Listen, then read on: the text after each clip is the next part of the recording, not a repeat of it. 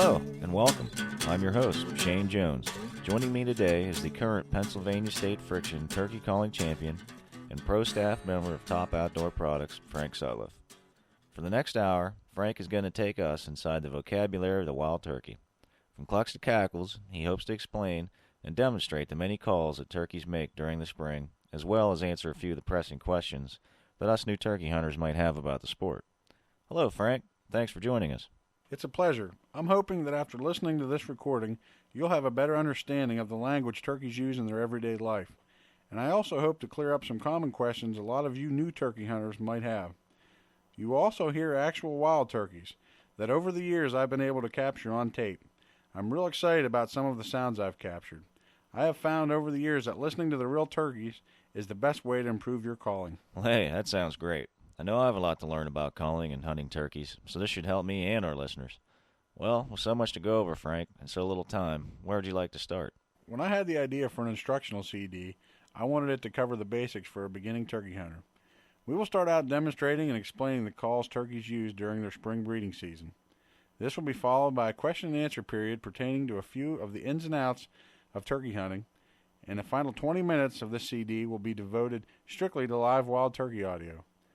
Nothing but turkey talk. So grab your calls, sit back, and let us take you into the diverse world of hunting the wild turkey. Okay, Frank, I'd like to begin by asking you about a call I've heard turkeys make very early in the morning while still in the trees. Now, I assume this is tree calling, and I notice that it is a very, very quiet call. Now, what does this call mean? And if it's so quiet, is it even worth my time to learn how to do it? What you're hearing is called tree calling, and for me represents a big part of opening up an early morning conversation with a gobbler. A tree call is most often a very subtle, very quiet call that I've heard both hens and gobblers make as they first wake up. Making this call gives other turkeys in the area a fix on your position and lets them know all is well. Most commonly, a tree call is a series of 3 to 7 quiet, abbreviated yelps. Could you demonstrate that call for us, Frank? A tree call can be made with any type or style of turkey call, from diaphragm to box calls. But I'm going to demonstrate this on a Top Calls Limb Talker slate, which produces fantastic tree calls. It is specifically designed for quiet calling, and no matter how hard you try, this call will not get loud.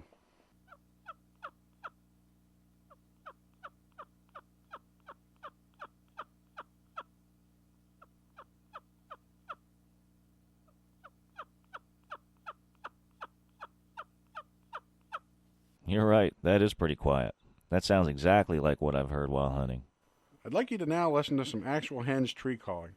Take special notice to the rhythms of these birds as they make their first calls of the morning. Keep in mind that turkeys make this call when they first wake up. So think about yourself when you first wake up, not real talkative and often soft-spoken. For your benefit, we have magnified the volume so you can pick up on all the subtleties of this call.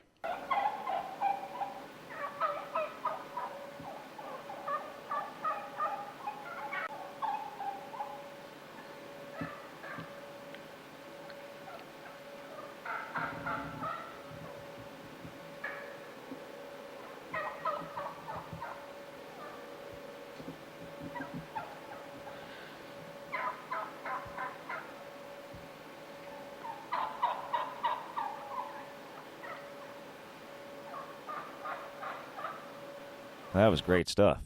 Now, a question I have, and I'm sure a lot of our listeners do as well, is in what sort of hunting conditions should I use this call? And how is this going to help me in getting that big gobbler? Tree calling is a great way to open up a conversation with a gobbler in the pre-dawn hours, while turkeys are still on the roost. Oftentimes, if I can get a gobbler to respond to my tree calling, and I feel I'm positioned close enough, that's the only call I'll make. Turkeys have exceptional hearing, and he knows exactly where you are after you make your first couple notes, especially on a high-pressure turkey. Let him think about it. Not all the time, but a good bit of the time, he'll fly down in your direction. I believe that too often hunters call too much while gobblers are still in the trees. Keep in mind that it is natural for the hen to go to the gobbler. So as hunters, we are trying to reverse nature by getting the gobbler to come to us. If I call aggressively, sometimes that gobbler will stay in the tree waiting for the excited hen to approach him. But if I give him just enough calling that he knows my position, a lot of the times he'll fly down in my direction to find out where I went. So the next time you're out there and set up close to a gobbler that is still on the roost, try giving him some tree calls. Then wait and see what happens. I bet more often than not, he'll fly down in your direction. Okay, well, I've heard a lot of hunters talk about turkeys giving alarm putts when they spook. Yeah, and to come to think of it, I think I've heard quite a few myself. But they sound an awful lot like clucks, and sometimes I get confused about what I'm hearing. Now, what are the differences between clucks, putts, and so-called alarm putts? Unfortunately, I think I've heard a few of those alarm putts myself. Clucks and putts are probably one of the most simple calls in the turkey's vocabulary, yet I think they have a lot of different meanings. They can relay messages such as, "Where are you?" "Something's wrong," or "Everything is okay." Turkeys make an alarm putt to alert surrounding birds of danger, and because they become agitated when scared. However, I have heard gobblers give similar clucks when calling out to a turkey that they know is close by, but they cannot see. Oftentimes after calling in a gobbler in thick cover, or when a turkey approaches your position silently, you'll hear him give a sharp cluck or putt. At this time, simply cluck back to him, letting him know you're still there. Don't be tempted to call too much. He's close, and he has great hearing. He knows exactly where you are. One cluck is sufficient. Now, all right, so you're saying that a turkey could be making the same cluck or putt for two different reasons. Now, are there any differences between these two calls that we could listen for? The only difference I can see between the two calls is that a scared turkey will often make this call more frequently and generally be walking, running, or flying in the opposite direction of you, the hunter. The only reason I even want hunters to know anything about this is because I have witnessed hunters panic and shoot at turkeys at distances too far in situations where turkeys weren't actually alarmed, but they were just searching for the hen they hoped to see. So be patient, and if you can see the turkey, watch his mannerisms. Is he agitated, or is he just curious? Do you have any turkeys on tape making this sound to help me and our listeners know exactly what to listen for? I did manage to capture a few jakes this past spring that were making this call. Now listen carefully and try to figure out if these birds were alarmed or just searching.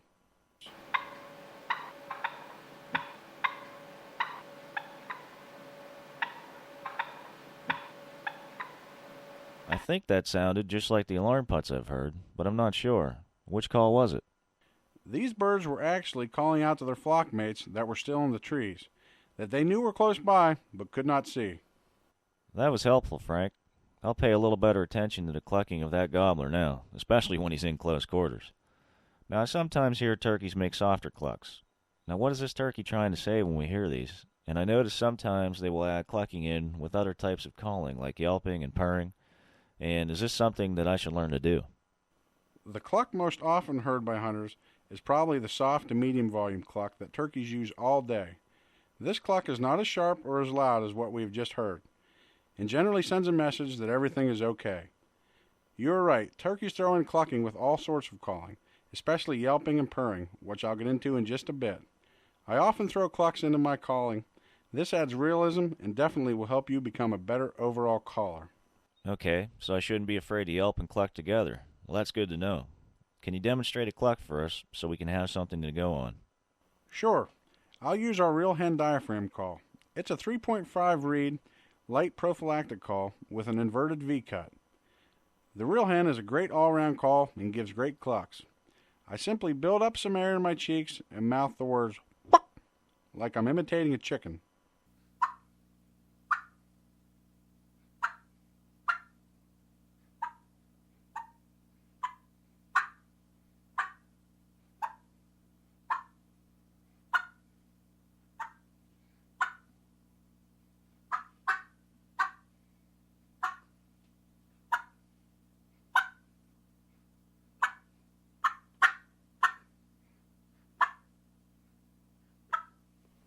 Man, you make it look so easy. That sounds great. As a hunter, when should I use clucking to help me out while calling in that gobbler? I like to cluck at gobblers when I want to send the message that everything is okay. As I said earlier, I like to cluck a few times before and after yelping or when I'm purring. This will add realism and make the difference in convincing that old longbeard to head your way. If you don't learn anything else from this entire CD, I want you to realize that whatever feeling you put into your calling is relaying a message to that gobbler. If you call soft and sparingly, that sends a certain message. If you call excitedly and with intensity, that sends a certain message. Each gobbler you call to will react differently to your calling. Some gobblers respond better to passive calling, others need that aggressive type calling. It's your job to find out what he likes and stick to it. The bottom line is, don't ever be afraid to cluck while calling. Sometimes, like I said, I'll just give one cluck to let that gobbler know I'm still there. Practice clucking in conjunction with all your calls, and you'll be a better turkey hunter for it. Now I'd like to ask you about a call that I think kind of sticks with the same theme of clucking, and that's the Flydown Cackle. Now to me, this call sounds like super high-speed clucking, and I know gobblers sometimes respond great to this call. Now can you help us out with the ins and outs of cackling, and tell us about when turkeys do it, why they do it, and what can we expect from it? The Flydown Cackle is a call that is sometimes done by turkeys when they fly off the roost and onto the ground. However, turkeys can cackle anytime they fly, be it over a stream, road, fence, what have you. Cackling oftentimes gets a response from a gobbler that might otherwise remain shut-mouthed. Once you've mastered the cluck, you simply speed it up in a machine gun type fashion. Some hunters will cackle using fast yelping because it's easier to learn, but I have yet to hear a turkey in the wild cackle while yelping. Don't panic if this call doesn't come to you right away. This is one of the most difficult calls to master. Now, do you have any tips for us on how to create a really good cackle? Now, I know I have a hard time with it, and it may be helpful for me as well as our listeners if you could explain to us the mechanics of cackling. Like the cluck, I mouth the sound buck. Turkeys will build into a fly down by clucking several times before actually coming out of the tree. The sequence should sound like this. Buck, buck, buck, buck, buck, buck, buck, buck, buck, buck, buck, buck. You become more and more agitated before actually doing the fly down. You must first master the cluck. That's very important. Without the cluck, there is no cackle. Once you get the cluck, practice speeding it up. It's also important to cackle on a call that is made for it. I like to cackle on a mouth call that gives me sharp clucks. Stick to cutter calls or V-cut calls. They're great. We make a call that is actually called the Cackle Master. It's a 3-reed cutter call that is super for cackling. I'm now going to demonstrate a few fly downs on a Cackle Master. Listen carefully.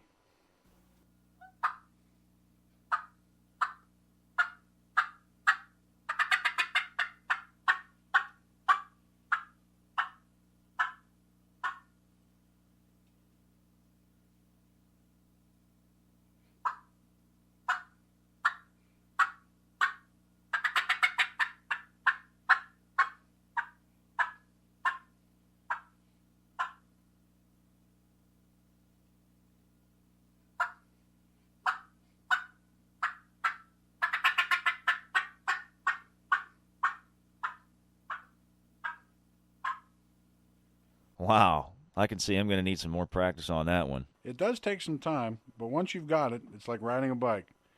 Now listen to the difference in the rhythms of these actual turkeys flying off the roost. Keep in mind that turkey language is never exact, and no two turkeys sound alike.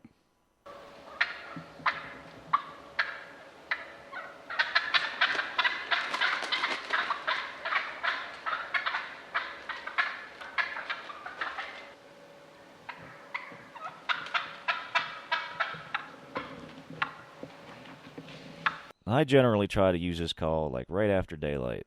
Is this what you would recommend? That's right. I generally do this as soon as it's light enough to see my surrounding area. It's a great call to locate gobblers with. If I haven't heard a gobbler before daylight, I'll give a fly-down cackle. If I can get a response, I'll try to move as close to the turkey as possible before setting up. Cackling can also be used at other times throughout the day. As I said earlier, turkeys will sometimes do this when flying over any obstacles. I have a lot of luck getting responses from cackling. Take the time to learn it, and someday it may get you a gobbler you otherwise might have walked away from. A call that again sticks, I think, with the clucking theme, and one that I really like to use myself while hunting, is cutting. Now, what are your thoughts on this call? I've heard it called the mating call. I've heard it called the dominance call. Which is it, in your opinion? Cutting is a great call for us springtime hunters. I think cutting holds sort of a double role. It is definitely an aggressive dominance call. When I cut to a gobbler, he knows I'm excited. This in turn will oftentimes get him excited. I like to cut to a gobbler in the early stages of a hunt. As I said earlier, I like to fire him up, then let him wonder what happened.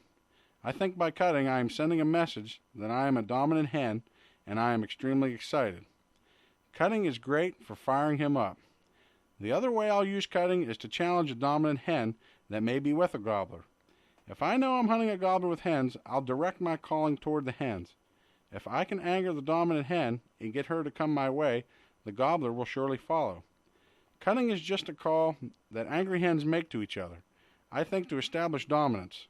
So anytime I strike up a conversation with a hen, I'll throw in some cutting. Hopefully she'll feel threatened, and a threatened hen will generally come to your position to see who is challenging her. And maybe, just maybe, she'll have a gobbler in tow. Well, I know it's an excited call, but how excited is it? I mean, can you demonstrate this so that we can get a feel for the intensity and rhythms of this call? Sure, I'll demonstrate on both our Real Hen diaphragm and Top Gun glass over slate. I haven't talked about them much to this point, but friction calls are excellent and are somewhat easier to use than mouth calls. So if you want to take a little time off your calling curve, try our Top Gun. It has both glass and slate, giving you two entirely different sounds. Here's some cutting, first on the mouth call, then on the Top Gun.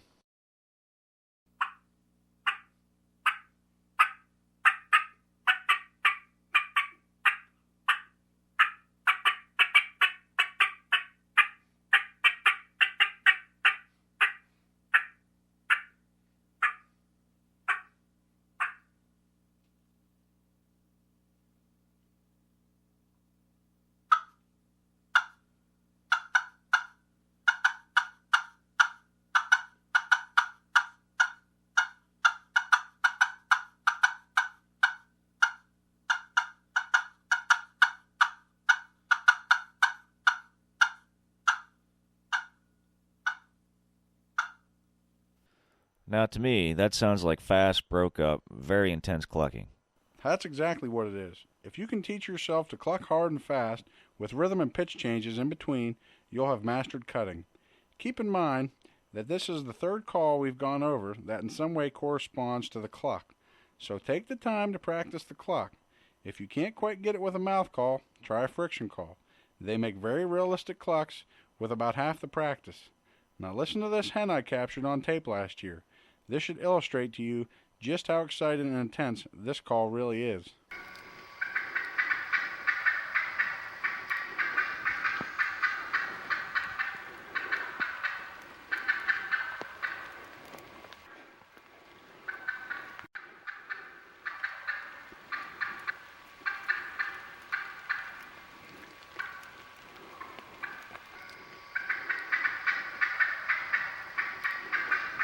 Wow, she really sounded serious.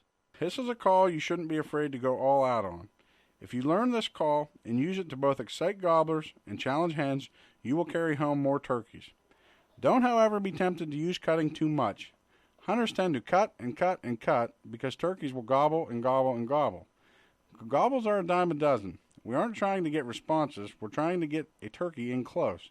So while cutting will make a turkey gobble, it may make him, once again, stand still and wait for the hen to come to him. Remember this and you'll be okay. Frank, now year in and year out, I hear you give seminars all the time, and you're talking with people about yelping as being one of the calls that you think hunters need to master. Now, why do you feel so strongly about yelping? Help us understand what role it plays in the turkey woods. I do think yelping is the most important call a hunter can learn for harvesting gobblers. In my mind, yelping is the meat and potatoes of turkey calling. Depending on the rhythm and intensity I put into my yelping, I can tell that gobbler several things. I most often start off with a very intense and aggressive clucking and yelping, demanding a response from that gobbler, all the while getting him fired up and excited. Once I have his attention, I'll tone it down and play coy, yelping softly and less frequently. In my mind, this makes the gobbler think that I'm interested, but not quite interested enough to go to him. Remember what we talked about before. We're trying to reverse nature by calling a gobbler to us. If I sound too excited all the time, a big gobbler will just wait for me to come to him. I like to tone it down and make him do all the thinking. I have killed most of my turkeys using this type of calling. The one thing that yelping offers the hunter is a way to correspond to that gobbler, what mood you're in. I've been known to make anywhere from 1 to 40 yelps, depending on what I'm trying to say. Also, by speeding up or slowing down your yelping rhythms, you can change what you are saying. I can make 2 completely different 15 yelp sequences, and each may be saying different things to that gobbler. Okay, so if I yelp really fast and loud, that sends a very aggressive message, and slow and soft will send a more passive message? Exactly. Now listen, I'll demonstrate several different types of yelping on our Real Hen Ultra, and take notice of the feeling, intensity, and rhythms of each series. Listen and try to figure out what message I'm trying to send.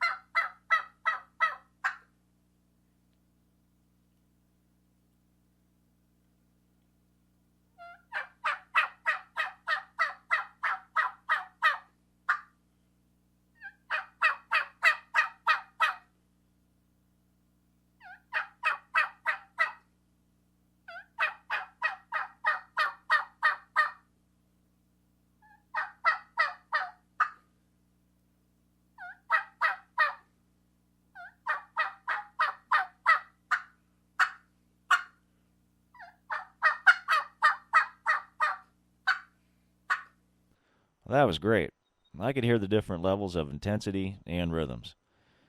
Now, are you saying any special words or mouthing anything to get that sound out of your yelping? I guess I mouthed the word raup. Loosen up your jaw. Let the raup roll out of your mouth. Remember, you control the call. Don't let it control you. I constantly see new turkey hunters running mouth calls that are so tense and tight with their mouth. Loosen up. Experiment with that call. Move it around. Try different tongue pressure.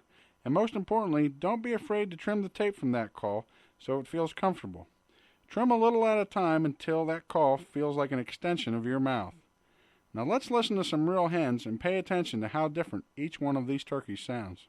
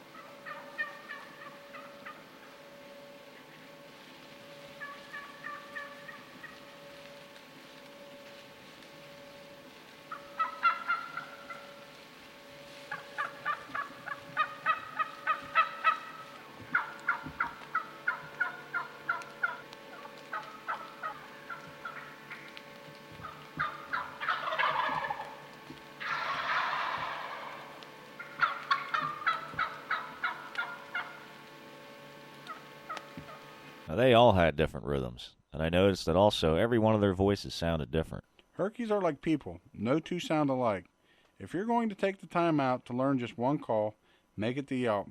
Practice everything I talked about and learn to mimic the real turkeys that you'll hear at the end of this CD, and you'll have everything you need to successfully harvest gobblers. One of my favorite calls to use while blind calling is the cluck and purr. Now, this is a really soft call that I've heard a few turkeys do while feeding, and it seems more like a really relaxed type of call. But then I remember a few years back that the rage was the fighting purr, and I've never actually heard any turkeys do this, so what are the differences and when should we use either of them? There are fighting purrs and there are contentment type purrs. I'll first cover the fighting purr. Both hens and gobblers have pecking orders within each flock, and anytime this order is challenged by another turkey, it's not uncommon for a fight to break out. When turkeys fight, they often purr very aggressively. Sometimes I'll use this call when I know I'm dealing with a dominant gobbler. If I can make him think that other gobblers are fighting for one of his hens, sometimes he'll come to see what's going on.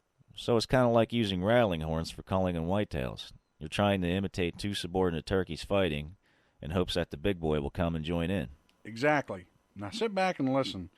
I was able to capture 6 gobblers chase and flog each other during the New York State hunting season last year. And on another hunt, I managed to actually place my microphone inside a decoy. You'll hear the 2 gobblers flog the plastic replica as they put on quite a display.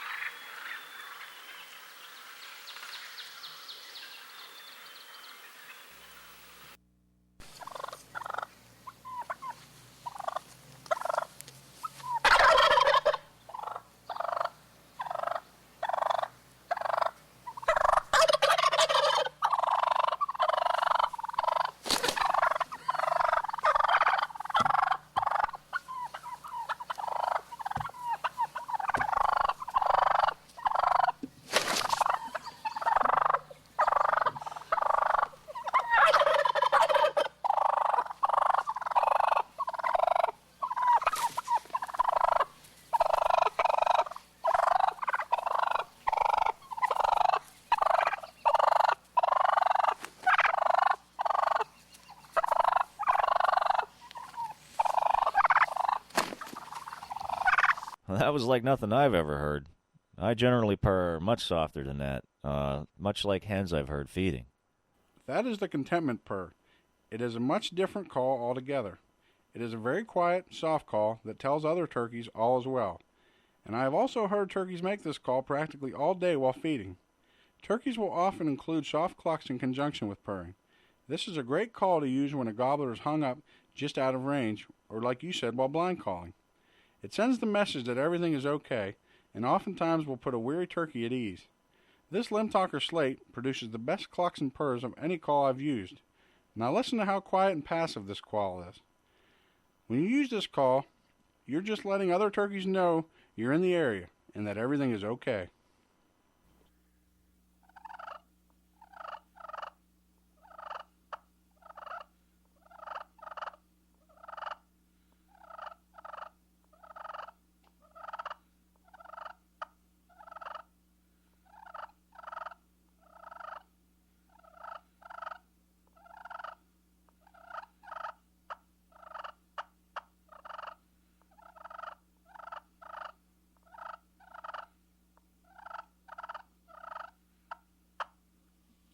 Well, something I've always wondered, and it may help out our listeners as well, is how far can a turkey actually hear that?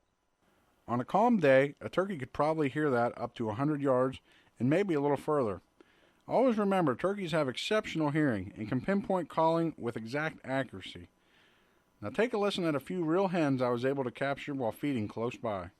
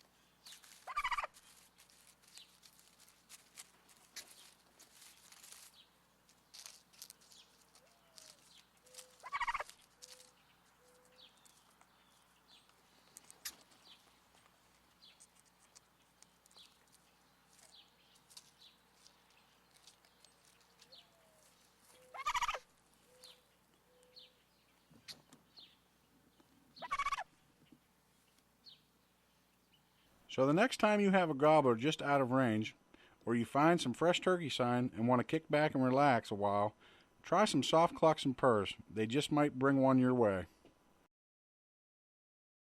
All right, now that we covered all the turkey calls, I was wondering if you could take some time to explain to us the role that a locator call plays in the turkey woods. First, maybe help us understand what a locator call is and why turkeys respond to it. A locator call is one that is other than a turkey call that we as turkey hunters can use to get a gobbler to respond. You see, in the spring of the year, gobblers can be extremely high-strung. They get so keyed up that sometimes any loud noise will cause them to respond. It's kind of like this. If a gunshot was to go off right now, we would all be startled and immediately turn our heads. Gobblers respond the same way, only with noises such as crow, owl, and coyote. I've even heard gobblers gobble to motorcycles, roosters, thunder, anything loud and shocking. That's why you'll sometimes hear it referred to as shock gobbling. Well, as a turkey hunter, how can locator calls help me? I mean, why wouldn't I just use a turkey call to locate a bird? That's a good question. Locator calls can give you an advantage in that if I call to a turkey with a turkey call and I get a response, from then on out, that turkey is going to be looking in my direction for the hen he expects to be approaching. Your moving toward that gobbler becomes more risky. He may also start moving toward you while you're moving towards him. I can't tell you how many turkeys I've spooked this way. Where I really like to use locator calls is in the early pre-dawn hours. At this time, I like a barred owl call or a coyote howler. It's unnatural for hens to be carrying on at this time, but owls love to hoot and coyotes love to howl right before dawn. So if I can get a response from a gobbler before light, this allows me to sneak in close with the cover of darkness protecting my movements. Well, do you have any other favorite locator calls, and when would they be effective on a hunt? I carry a crow call at all times while hunting. This has been a valuable asset to me over the years. Sometimes a turkey would rather respond to a locator than a turkey call. One particular hunt I was on, I can recall that this turkey gobbled to everything but my calling. Slowly but surely I moved in closer and closer until he finally came my way, gobbling to everything from airplanes, motorcycles, crows, and geese. He was coming to my calling, but he wasn't responding to it with gobbles. Sometimes turkeys are strange. If I can get a turkey to respond to my crow calls, I'll try to get as close to him as the terrain allows before switching to hen calls. Let us hear your best owl, coyote, and crow call. And what's the most important thing we should know about locating turkeys with these calls? The most important thing about locator calls is that the louder and more obnoxious you are, the better chance you have of getting a response. Be loud and shrill. And if you're hunting with a partner, make him or her stand about 15 yards away from where you're calling from. A lot of times, a turkey will respond in the middle of the calling sequence, and if you're making the call, you'll never hear it. I'll start out with our owl call. Owls can make many different sounds, but most commonly, they will make a 9-note sequence that sounds like this.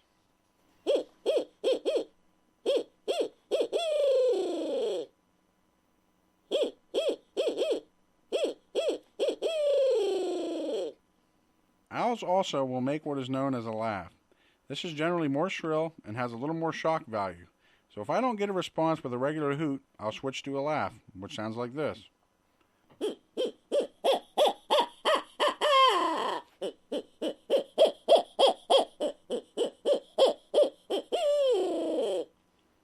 Yeah, I remember the first time I heard an owl do this.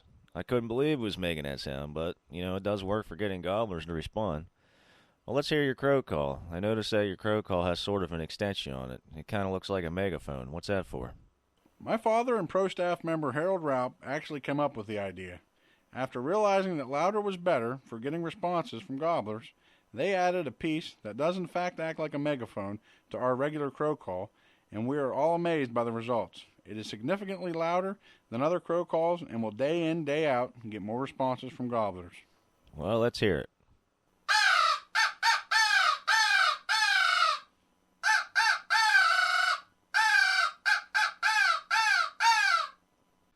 I'll have to add that one to my collection. It's definitely louder.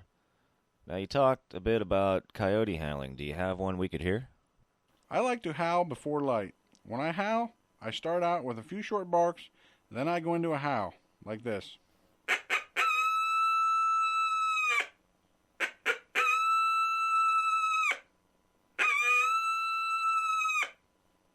I can see why a turkey would gobble to that. I mean, it's shrill and loud. Any final thought on locators? I would tell our listeners to always carry at least one while hunting. Although they don't actually bring turkeys to your position, they can play a vital role in the chess game that is turkey hunting. Well, I'd like to take time now, Frank, just to ask you a few basic questions pertaining to turkey hunting that may help our listeners that are just starting out. I would be fine. Well, the first question I'd like to ask is how important is camouflage in the turkey woods? I mean, people say turkeys have great eyesight, and it's really necessary to be totally camouflaged. Camouflage is absolutely necessary, and the people who say turkeys have great eyesight are absolutely correct. At Top Calls, we wear ASAT 3D leafy camouflage. This is great stuff. It adds a dimension to your figure that regular camouflage patterns cannot. The leaves give you an appearance that blends so well, I have had turkeys within inches of my position. So give ASAT a look at asatcamo.com. You'll be impressed. Is camouflage necessary? Yes. Do turkeys have good eyesight? Yes. You also need to minimize your movements when turkeys get close. They will pick up movement more than anything else. Now, I've heard people talk about turkeys having exceptional intelligence. Are they really that smart, or are people just giving them way too much credit? I think turkeys are actually rather stupid. I think hunters oftentimes give them too much credit. What you have to understand about turkeys is that turkeys are hunted by something 365 days a year.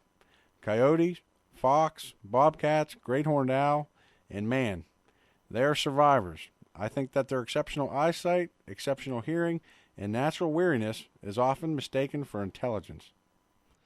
Okay. Well, another question I have is how important is it for us to roost turkeys the night before a hunt? It can be a valuable asset to any turkey hunter to know where that turkey is before setting up the next morning. After hearing a turkey the night before, you need to get up extra early and use the cover of darkness to slip in close. This is the advantage roosting gives you. You know where he is, so take advantage of that to try to get as close as possible in the dark. Oftentimes I am so close I can hear them spitting and drumming on the limb. At this point, he needs to only fly down in your direction to be in gun range. Do you have any tips that you've learned over the years that you think maybe beginning turkey hunters need to know or to help them become better hunters? There are a couple of things that come to mind. First, I talk to people every year at seminars and sports shows that spook turkeys because their gun was on the ground or in their lap or against a tree. When you set up on a gobbling turkey, always place your gun on your knee in a ready position. If you think you can get your gun from the ground in the shooting position without an old gobbler picking you up, you're sadly mistaken. Another thing I think some new turkey hunters might not know is that when setting up on a turkey, always try to position yourself either above that turkey or level with him. Turkeys are more eager for some reason to travel uphill even to your position. Try to avoid calling turkeys downhill and also avoid trying to call them across obstacles such as streams and fences. If you know where there is a stream between you and that gobbler, try to cross that stream to get him in. Every now and then I get a gobbler to cross something, but it's the exception rather than the rule. Now, we all realize that turkey hunting is supposed to be a very fun sport, but I know it can also be very dangerous. What can we do as hunters to protect ourselves while hunting turkeys?